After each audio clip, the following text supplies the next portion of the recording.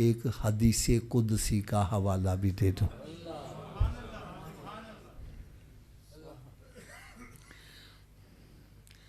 हदीस कुदसी किसको कहते हैं? जो कलाम खुदा हो और ज़ुबान मुस्तफ़ा से अदा हो रहा। रब ताला ने इरशाद फरमाया कि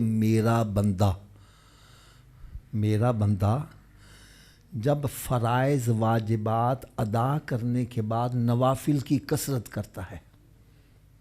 क्या करता है?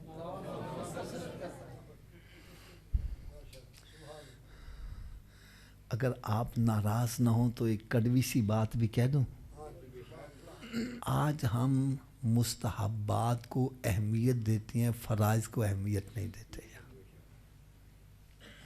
घर में चेहलम का ख़त्म है, तैयारी में लगा है, नमाज छोड़ दी।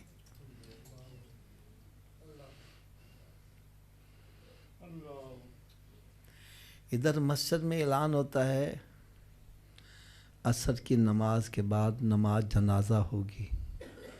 बाहर बंदे खड़े हैं, अंदर नमाज जनाजा हो रही है। मैं सही कह रहा हूँ बाबा जी, गलत कह रहा हूँ? भाई यहाँ क्या करने आए हो? अगर रब को राजी करना है तो जो अंदर नमाज हो रही है ये फर्ज ऐन है, वो फर्ज किफाया है।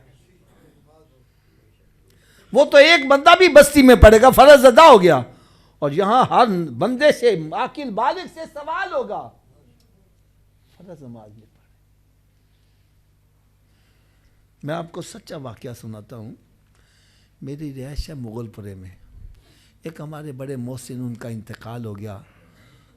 उनके घर वालों ने मुझे फ़ोन किया, हाफिज़ साहब हमारी ख्वाहिश है कि जनाजा आप पढ़ाएं। कहाँ होगा जनाजा जी? कहने लगे दरस बड़े मियाँ। ठीक है जी। मैंने कहा ज़ोहर वहाँ कितने बजे होती है? कहने लगे 1:45 बजे। मैंने कहा चलो मैं नमाज वहीं पढ़ लूँगा, नमाज के बाद नमाज जनाजा पढ़। हज़रत साहब मैं कोई 1:35 या 40 मिनट के दरमियान जब मैं वहाँ पहुँचा तो लोग बड़ी तादाद में मस्जिद से बाहर आ रहे हैं, बड़ी तादाद में। मैं परेशान हो गया। मैंने कहा ओए, मेरी तो जमात निकल गई। लेकिन जब मैं अंदर गया तो बंदे वुज़ू करके बाहर आ रहे थे, नमाज अभी होने वाली थी।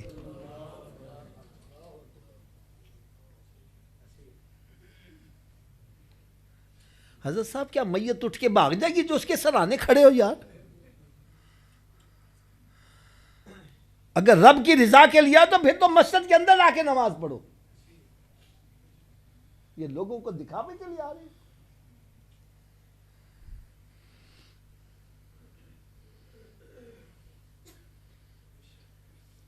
हमारे यहां फराइज को अहमियत नहीं दी जाती।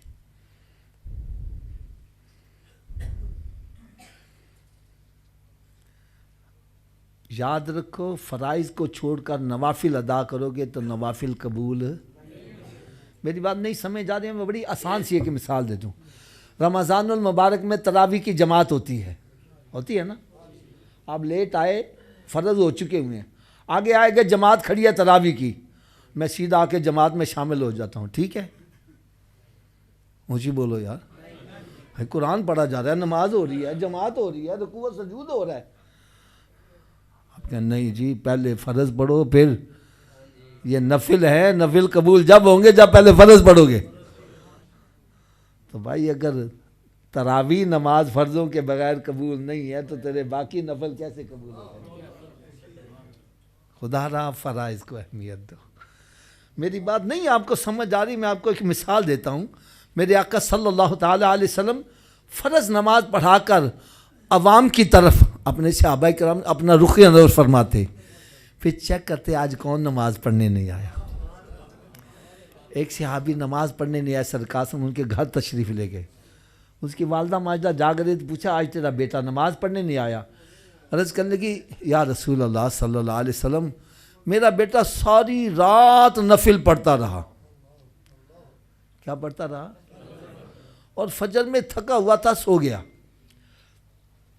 तो मेरे आका सल्लल्लाहु अलैहि वसल्लम का जवाब सुनो। यार मेरी बात हो तो उसको जुटला दो, लेकिन सरकार का फरमान गलत है। सरकार सल्लल्लाहु अलैहि वसल्लम ने फरमाया, ए अम्मा तेरे बेटे के लिए बेहतर ये था सारी रात सोता रहता और फजर की नमाज जमात से पढ़ लेता। ये सारी रात नफिल पढ़ने से बेहतर था।